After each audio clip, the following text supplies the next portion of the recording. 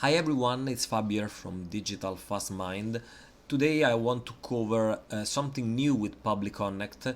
It's an advanced tutorial, first of all. It's not for the casual user, I would say, which thinks about just point and click. I hope you are familiar with the usage of API or custom integration because we will go a bit faster. I'm not covering every single technical aspect, but just how to make it work. What I want to prove with this test is just that even if an app is not supported officially, pass me the term, you can still use their API if you know how to work it, and you have obviously to read the documentation, make a few tests, spend a time on it obviously, but in the end it can be achieved. Plus I would say the support with me has been very responsive, and I knew obviously what to say, I knew what to do as a developer myself. So let's start it from scratch. First of all, you know when you want to integrate an app that if it has supports for webhooks or API. In this case I found out that Hyperise has API.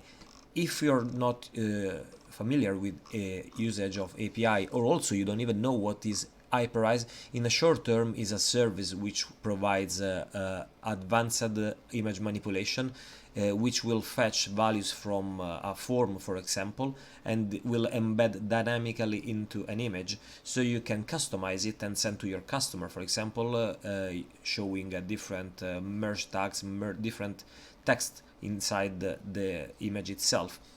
Now, what we need to achieve this is an API connection, and then in the end we will have a record through their API. This record is just a number, and this number inserted into their image URL will personalize the image with those values passed dynamically. So it's very important here that you understand this. I mean, it won't provide you the final URL, it will just give you the ID from the API. Then you just manually change it here in the image URL and you will have your final image. And this is something very cool if you want to use, for example, a custom email or something which will require sort of image personalization or customization. So if you go into the Hyperise images, I decided to use this template, which is one they provide, and I added those merge tags: business name, first name, last name, and I repeated the business name. This is something I wanted to use as a test, obviously. So when you go in under your image in Hyperise, you have to select first of all the integration here and the Hyperise API. Now you can save it, but as you can see here, this is telling basically to Hyperise that this image will use those fields. When you hit on save, you are done here. You just need now to go under your settings and generate a new API. You have to create a new token, you give it a name, so for example I will say Hyperise Pabbly, and this will create this unique number. I suggest you copy this somewhere in your dashboard or whatever it is. Don't follow my advice here because I just copied it into another tab. If for some reason I close it, I have to generate it again. So we are done with Hyperise so far. Aidaform is very important when we set up a new obviously form, that we insert the webhook to connect to Pabbly Connect. So I'm creating here the flow, it's called Hyperise. Hit on save. This will provide me, if I click on the webhook, a new webhook which I will copy and insert into my form. Now this form is connected through the webhooks with Pabbly Connect. What I will have to do now is to create a new form and fill it with all the fields. Before doing this, I have to enable Pabbly Connect into listening mode. So clicking here, this will start to listen for the webhook to connect.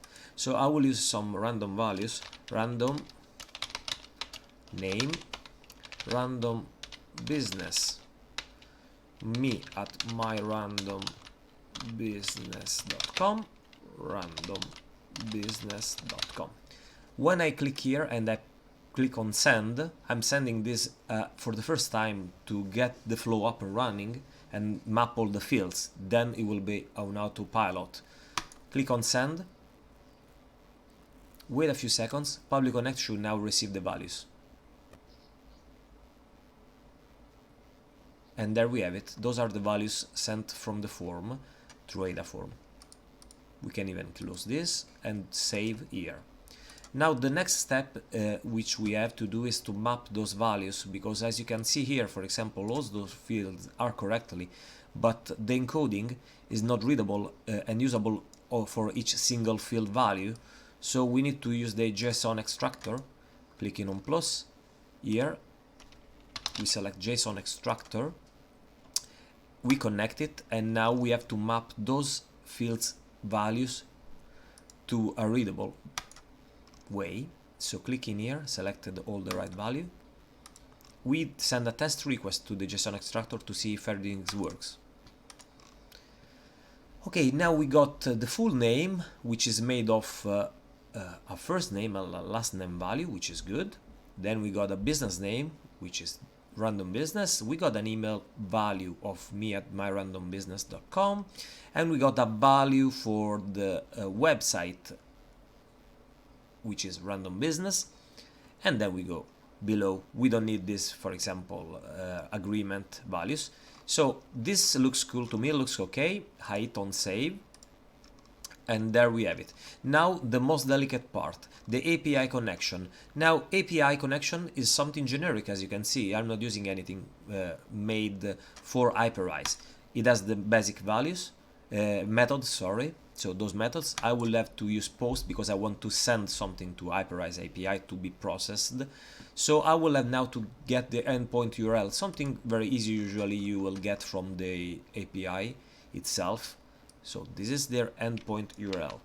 I had to make a few tests, to be fairly honest with you, not to find this, but to understand the authorization type. So they use the bearer key, bearer token, and also they use the API token as well.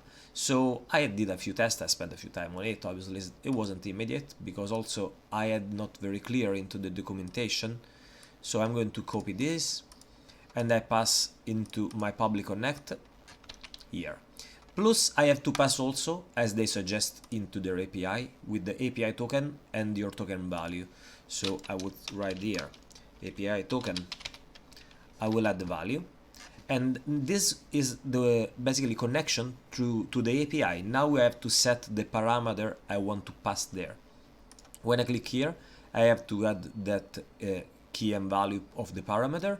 Now, one side note, here we have those required ones. Even if I don't use them into my image, I still have to pass them because the API mark those fields as required. So I will take care of this first. It's business name, email, and website.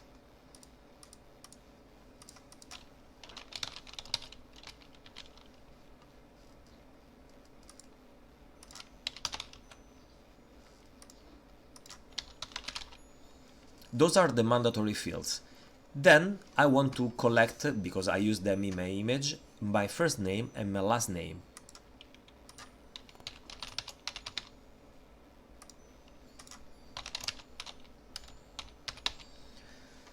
Now those fields obviously have to be written correctly. I want obviously to double check it because you never know, you can make errors, typo as well.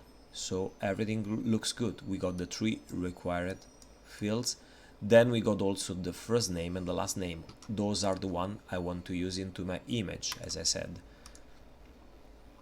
I'm going to check it. First name, last name, business name. So everything is good. Once we are done with this, we hit on save. And we start now to send a test request. No, we are missing something. We need to map those values because you won't find anything mapped to it.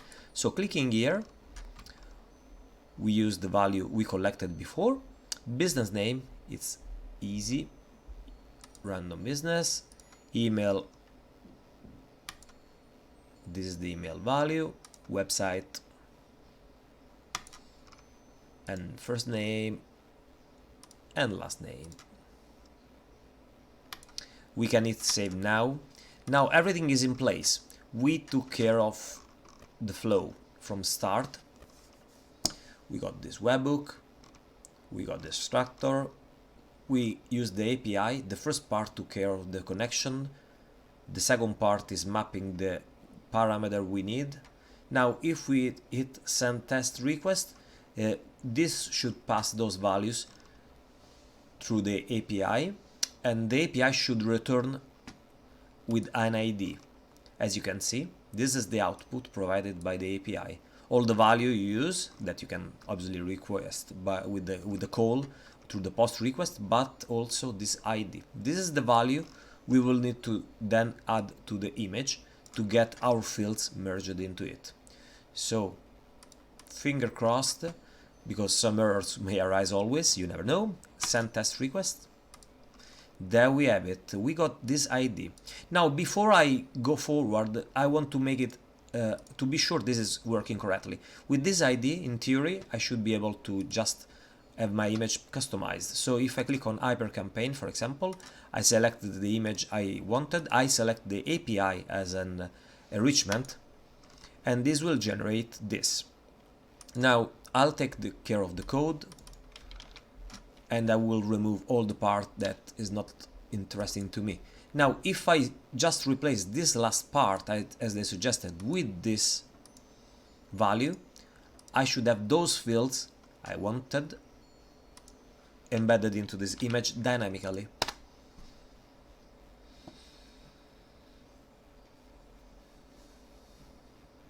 And there we have it. Random business, let's do this. Random is the boss, name is the boss last name. Random business is our site.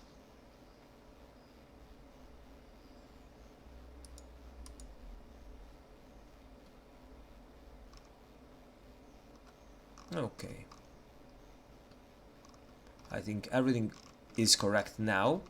One last thing, obviously when a lot of people are going to submit that form, we need to be able to collect in some way all those ID generated dynamically. So what I'll need to do now, I want to add them to a Google Sheet in a list so I can take care of one of them, for example, and generate the image. So Google Sheet will append value. I set up this Google Sheet. I want to collect first name, last name, email, and ID. So once I connect, I have to use my credential. There we have it. Now the file selected is correct. I got few, but this is the right one. Now I have to start mapping the field into the sheet. I use the double quote, as you can see here, with the comma, separated value, CSV, and I have to map these values. So I got first name, last name, email, and ID. The first name is this one.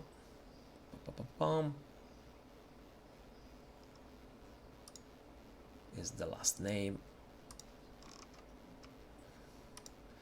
There we have it. We start getting now the grip on it, obviously. And last, the ID, very important. When I hit save now, I want to send the test request. The test request is based on this flow, so we will fill it, I would say, with the same values we got here. But if the form now, the Google Sheet is obviously filled with the data, everything should be alright from now forward. So I'll click on send test request. You say okay, this is the output generated by the API. If we click here, as you can see, the values are correct. Now the flow is in place. I can do this to collapse all the different steps involved into the automation. This is something I suggested to the team, and they were very quick to integrate this. I think it makes everything more readable, so I'm very happy they followed my feedback. So everything is alright, everything works now. What I will do, I want to make sure that the new user gets submitted correctly. So I'll retest now, adding new values. So this is new user name, new last name, super new business name, super new email at mysite.com, new site connected.com. When I click here and I start sending the form, all the automation will kick in. So we should be able now to follow all the single steps, but what I really need to have is the final Google Sheet form updated. So I have the value of the ID, which is what I want. Okay, we send now the form, and now we see if everything is working correctly. There we have it. So we have this one filled correctly, new value added here. We just click on copy, we paste this,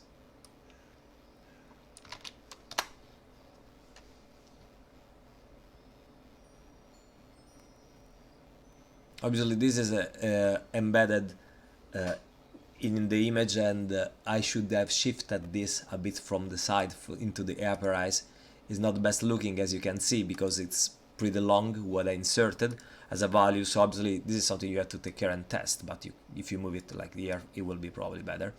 So thanks for watching my video on Pabbly Connect. It took me a bit of time to get it up and running.